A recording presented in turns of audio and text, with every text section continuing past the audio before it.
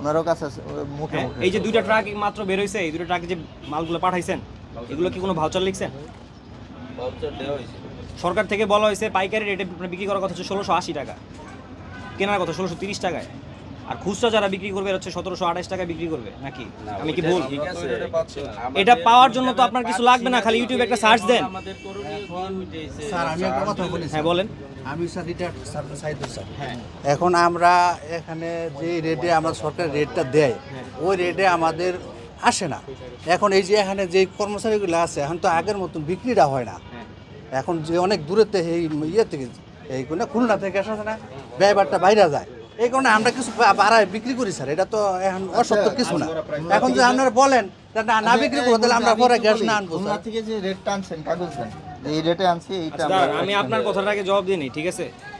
আপনি বলতেছেন যে মানে যে রেটে আপনাকে দেওয়া হচ্ছে আপনার তার থেকে বেশি লাগতেছে, এই প্রবলেমগুলো আপনার তো জানাইতে হবে একটা জায়গায়। এটা ঠিক কাকে জানাবেন? এটা আমরা আপনাদের যে সরকার থেকে রেটটা দেওয়া হয়েছে, এটা যদি আপনার না পোষায়, আপনাদের মালিক সমিতি আছে, বিভিন্ন রকমই আছে, যোগাযোগ করতে বলেন। যারা দামটা ঠিক করছে বিআরসি সে যোগাযোগ করেন, ওনার দাম ফিক্স করে দেবে, দাম চেঞ্জ করে দিবে দরকার পড়লে। আপনাদের পয়েন্টটা জানা না জানায় আপনি এরকম সরকার হাতে সমান্য করতেছেন কেন? এটা স্যার আপনি আপনার necessary যে স্টেপগুলো আছে জরিমানা করা লাগবে আপনার যা করা দরকার না দেখেন। পোষায় আর আনবো না স্যার। আর এই যে ভাউচার দিছেন, ভাউচারে কোনো কিছু লেখা নাই কেন, বা মেমো নাই কেন ওদের কাছে যে জিনিস নিয়ে যাচ্ছে? কোন ধরনের ব্যবসায়ী খুলনা থেকে আনছেন না, খুলনার ভাউচার দেন, বের করেন, ভাই আপনি অ্যাকশন নিয়ে নেন। বের করেন। আপনাদের ভিতরে এই সেলিং ভাউচার আর সেলিং ভাউচার দুইটা এই ভাউচার দুটো লাগবে। এরা গত এক সপ্তাহে যতগুলো সেল করছে বা 2 তারিখের পর থেকে এখন পর্যন্ত এগুলো ভাউচার কালেক্ট করো কুইক। এই আপনারা বুঝতে পারছেন, সেটা হলো আপনি কত টাকা কিনছেন, কত টাকা বিক্রি করছেন, এই কাগজগুলো দেন। সহজ জিনিস, বের করেন দ্রুত। আর যদি এখনো স্বীকার করেন যে আপনারা খুনে খুনে কিনেন, খুনে খুনে বিক্রি করেন, তাহলে আমরা এত ভিতরে ঢুকবো না। এটা মোবাইলে মেসেজ দেওয়া কোম্পানি থেকে, মোবাইলে মেসেজটা তুমি দেখাও এই যে আপনি এই গাড়ি বিক্রি করলেন, কত করে বিক্রি করছেন? কোম্পানির রেট স্যারেরা দেখাও, মানে যেটা ওই কোম্পানি থেকে আসছে এই রেটটা।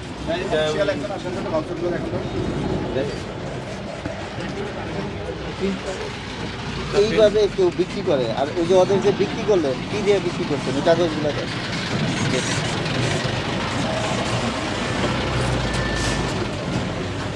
এই কাগজ লাগবে, ডকুমেন্টস লাগবে, আমরা তো মেসেজ দেখতে আসি নাই, ডকুমেন্টস লাগবে।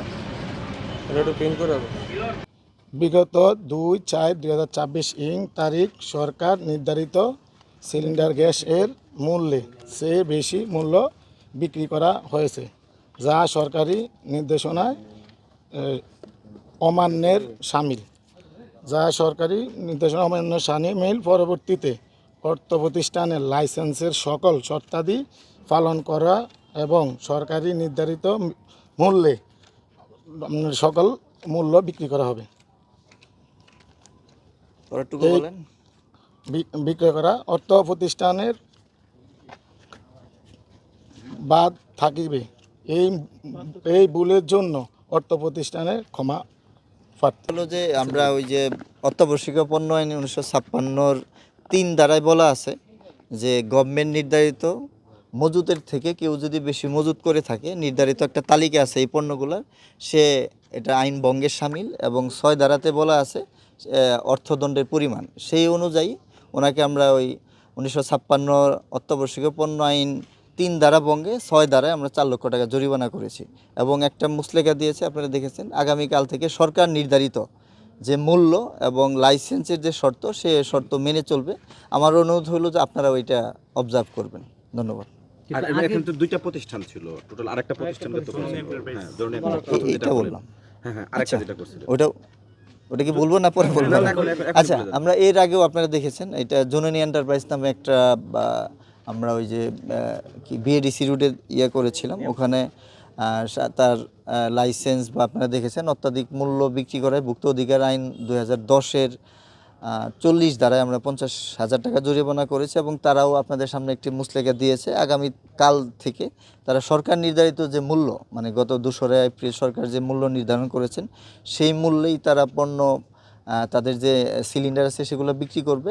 এবং আমি আপনাদের বলেছি যে লাইসেন্সের শর্ত মানতেছি কিনা সেটা আমরা অবজার্ভ করে যদি মনে করি যে শর্তটি ভঙ্গ করেছে, আমরা লাইসেন্স কর্তৃপক্ষ বরাবর আমরা লিখিত আবেদনের মাধ্যমে তার লাইসেন্সটি বাতিল করবো ইনশাল্লাহ। আর এই জরিমানাটা করতে মানে দীর্ঘ একটা সময় কেন লাগলো এখানে? এইটা হলো যে যেহেতু আপনারা নিজেরাও দেখেছেন বড় একটা স্টক আছে এইখানে, সেইটা আমরা অ্যাটাচমেন্ট হিসেবে নিয়েছি যে আজকে পর্যন্ত তার কত স্টক আছে, কত পিস ফুল আছে, কত পিস এখানে আপনারা জানেন যে এমটি বোতলও আছে।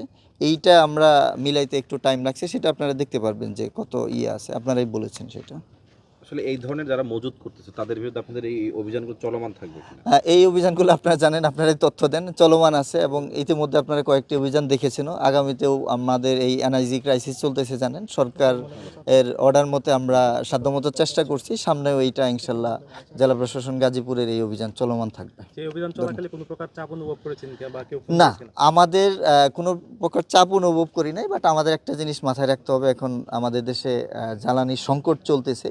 আমরা নিজেরাও এরকম কোনো সংকট তৈরি করতে চাই না যেটা আগামীতে আমাদের গাজীপুরকে মানে এফেক্ট করতে পারে বা কোনো সাপ্লাই চেনে কোনো সমস্যা হইতে পারে, সেটা আমাদের মাথায় আছে, সেটা আমাদের জেলা প্রশাসক স্যারের বক্তব্য। যেন এরকম আমরা নিজেরা কোনো সংকট তৈরি না করে আগামী দিনে যেন জ্বালানি সাপ্লাই বলেন বা সাপ্লাই চেনে যেন আমরা কোনো ক্ষতিগ্রস্ত না করি, ডিসি স্যারের এরকম একটা নির্দেশনা ছিল। জননী এন্টারপ্রাইজকে তো অনেক কম টাকা জরিমানা করা হয়েছে, এতে তো আসলে যে ঝুঁকিপূর্ণ অবস্থা ছিল এতে অনেক কম টাকা হয়ে গেল না? আমি কিন্তু ইতিমধ্যে বলেছি জননী এন্টারপ্রাইজের যে লাইসেন্স সেটা আমরা নিরীক্ষা করে যদি মনে করি, আপনাদের অলরেডি বলেছি, সেটা লাইসেন্স কর্তৃপক্ষ বরাবর, আপনারা জানেন এক্সিকিউটিভ ম্যাজিস্ট্রেটের একটা পাওয়ার আছে, সেটা আমরা লাইসেন্স কর্তৃপক্ষকে লিখিত আকারে জানালে ওনারা তাদের লাইসেন্সটি স্থগিত করবে, সেটা আমি করব, এটা আমি অলরেডি আপনাদের জানিয়েছি। দৈনন্দিন মনিটরিং না করার পিছনে আসলে কি কারণ? দৈনন্দিন মনিটরিং আসলে আপনারা জানেন যে গাজীপুর একটি বৃহৎ জেলা, তারপরে এইখানে এইটা আমাদের ছাড়াও ফায়ার সার্ভিস, ভুক্ত অধিকার অধিদপ্তর, বিস্ফোরক অধিদপ্তরে আপনারা জানেন এটার কনসার্ন অথরিটি, এর পাশাপাশি আমরা যতটুকু আমাদের লজিস্টিক সাপোর্ট বলেন, লোকবল সাপোর্ট বলেন, সেটা আমরা চেষ্টা করি। তারপরে আপনারা প্রতিনিয়ত আমাদের জানান, সেই অনুযায়ী আমরা চেষ্টা করি। ধন্যবাদ। আমরা একটু পরে এখানে তো ওই আগের মজুদ ছিল, সরকার নির্ধারণ করেছে 2 তারিখে, কিন্তু আগে আচ্ছা চলেন পরেরটাই যাই, ওটা আপনি বসে আছেন পরে নির্ধারিত মূল্যে বিক্রি করবে নাকি বর্তমান যে মূল্য দিয়েছে সরকার সেই মূল্যে না, বিক্রি করবে? সরকার নির্ধারিত মূল্য বিক্রি করবে, এটা আগের মজুদ, এগুলো তো আগের মজুদ তার। না, আপনি 2রা এপ্রিল যখন সরকার মূল্য নির্ধারণ করে দিবে, সেটা ওভারপাস করার কোনো সুযোগ নেই। আমরা আগেরগুলো কি সেম? আগের ব্যাপারে আমার কোনো বক্তব্য নেই। আচ্ছা,